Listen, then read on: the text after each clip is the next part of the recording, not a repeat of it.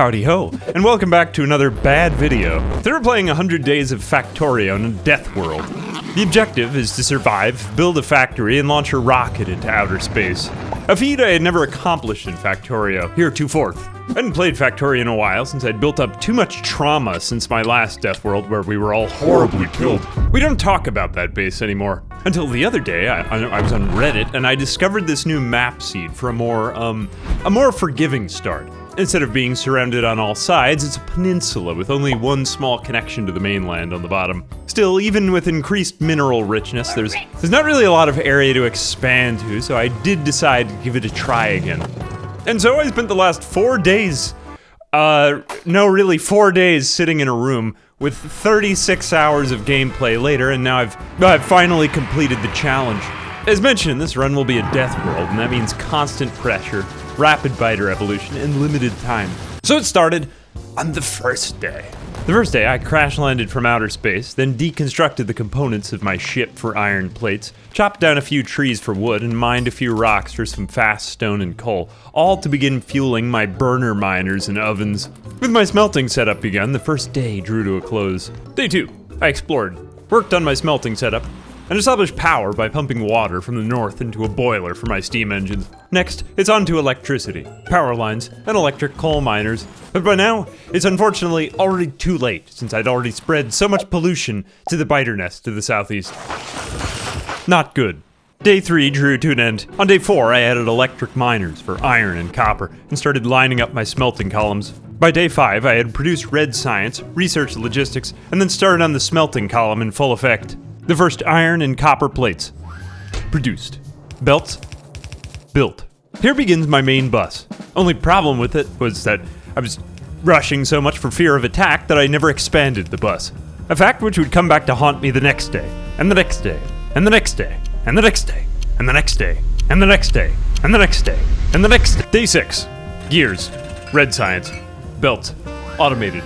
Day 7. Copper wire. Green electrical chips. And finally a place to relocate all my red science production. Now you might be sitting there and thinking to yourself, this base looks wrong. That's true, but I'd never beaten Factorio, so I didn't know how much room to leave for my main bus. This is not enough room. We'll address this at a later time.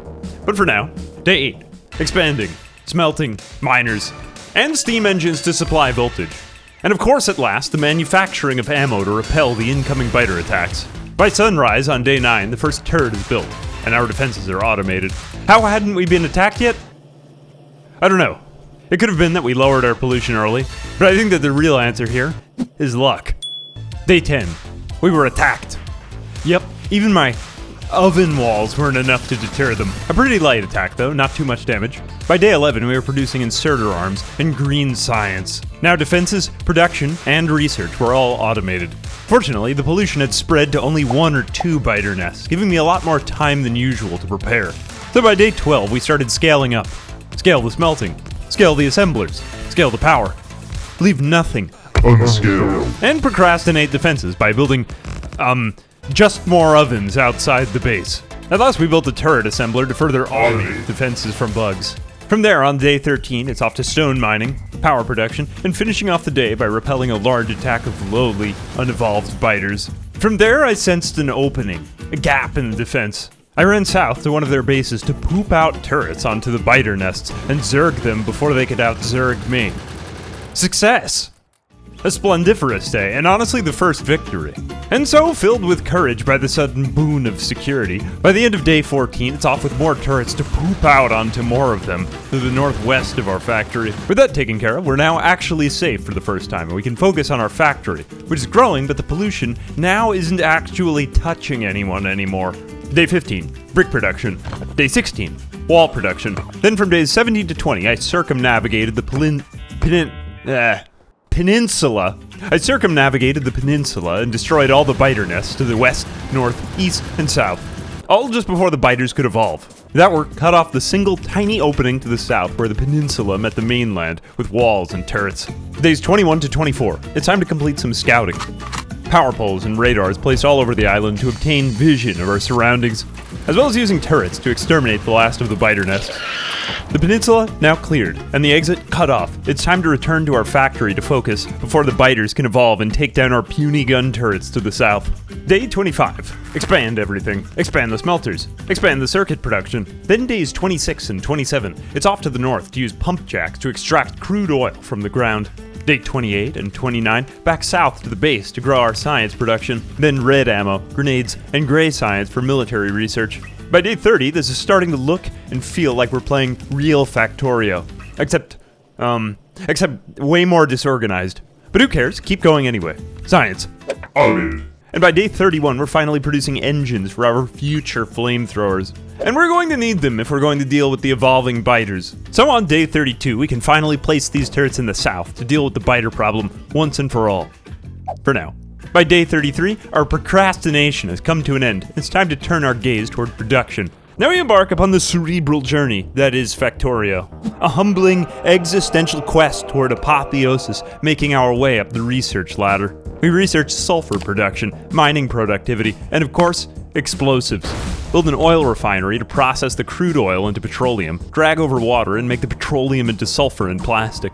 Day 36, it's finally on to red circuit production and the advent of blue science research packs. That was a lot of work, but it's all enough to speed through all the old research and make our way up the production chain. Days 37 to 40, I honestly forgot what I did. Just more of everything. It all culminated in the production of landfill. And unfortunately, despite how defensible the southern end of my peninsula was, I'd have to stretch out onto more of the mainland, since the first resource I'd run out of would be iron. Even with increased richness, 2 million would run out, and fast. And if I connected a land bridge at the northeast, there was a patch of 94 million iron on the northeast coast above the peninsula. So on day 42, I stretched up power poles north and connected all my oil pipes to prepare for the next site of my defense. An extremely narrow land bridge I filled in over the water on the north side with landfill. This would open the floodgates. Now I'd have a two-front war on my hands. One in the south and a new front in the north. My flamethrowers and walls could manage it for a while, but if I didn't manage to secure the huge iron patch soon, I feared I'd need much stronger weapons to clear out the biters later on when they would evolve. And so it was a race against time, but small mistakes can prove extremely costly. I returned to the factory, but upon further analysis, realized I had made the amateurish mistake of leaving too little room for my main bus. So from days 43 to 50, I had to awkwardly reroute all of the production on the left side of the bus, all the way back to the right side. And that honestly took forever and wasn't very fun at all. It takes longer if you have to come back and fix your old mistakes than if you just plan right the first time. And since I play Death World almost exclusively when I play Factorio, I apply almost no scalable geometric principles, usually, when I build my base. So this culminated in watching a bunch of Nielhaus and Truppin videos to understand the bus. You always learn a lot every time you play Factorio, but none of it gets applied until your next playthrough. Still, I do like to save these old factory save files since they're fun to come back to and understand the way your mind develops and its organizational principles through trial and error. An imprint of your planning personality. My operation started to speed up. Days 51 and onward, the attacks battered our north and south borders. Our flamethrowers would have an edge for a while, but eventually, I'd be locked in with only the resources I'd already claimed if I didn't act fast. I would have to expand. So on day 52, I built a tank to blitz the nests inhabiting the rich iron deposits to the northeast. The next step would involve trains. So days 53 to 55, I used hand grenades to destroy all the forests and clear the way to lay tracks from my mining setup all the way to the larger iron deposit north of us. Days 56 to 57, I prepared all the cargo unloading boxes and arms at my base, and then I drove the train up north manually to use dynamite to blow up all the cliffs and clear a path for the train. Days 58 to 67, I focused on securing a new base around the iron deposit, automating train departures, loading and unloading, running power lines from the main base to the iron outpost to supply electricity from our grid, and building walls and laser turrets to repel biter invasions on the outpost itself. It was all time-consuming and tested our main base to the utmost of its production capacity. Automatically assembling laser turrets was expensive, but we'd need them to keep the remote base safe. Like all things in Factorio, automation was paramount. But despite all the planning, unfortunately, on day 68, it all fell apart. Out of nowhere, from the safety of my main base, all I could do was listen to the hazard signals. The outpost was destroyed. Something or another along the way had found a weak point, breached the walls. and by the time it was too late already, all the radars were offline. A sound defeat, so I'd have to cut my losses. Just a sunk cost. I'd have to keep focusing now on my main base to develop better technology to retake that outpost with whatever remaining iron I had left in my spawn. And if I failed, I'd just die. So resigned to my fate in an extinction burst from days 69 to 75, I used my time to finish fluid processing, automate the manufacturing of blue processing units, and research Robotics. opening the way to logistics and exponentially increase output. Finally, on day 76, I built the Roboport, which is honestly one of the most magical feelings you can get from this game. The Roboport is a splendiferous hub for your logistics and construction bots, aka flying robot servants. At last, apotheosis. Now I can construct anything with my mind. All you need to do is lay the plans, and the robots will make it so. Days 77 to 80. I couldn't think of anything useful for the robots to create fast enough, so I assigned them the long, excruciating, and pointless task of covering the entire factory floor with cobblestone. A Sisyphean task which will take them weeks to complete. This makes me feel productive, and honestly justified. Days 81 to 86. As I set out automating the production of construction and logistics bots, hope began to set in. There's something honestly kind of therapeutic about watching your bots come to life and complete your work and tasks for you. With that all done, on day 87 I revisited the site of the iron mine. Nothing, aside from the ruins of a few walls. Not until I'd return soon. After all, my life, and more importantly, perhaps my factory, depended upon reclaiming it. All this effort culminated on day 93 when I finally began the production of purple science packs. Purpler than anything that had come before it, but whose inputs are honestly far too ridiculous even to recount.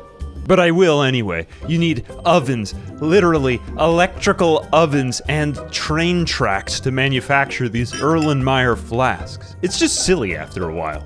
But goofy ingredients or not, it all came to a pretty satisfying and worthwhile head at day 98 when I finally returned to the north to aggro a few more biters and ultimately restake my claims on the northern lands, which I now seized with a hard rock wall perimeter.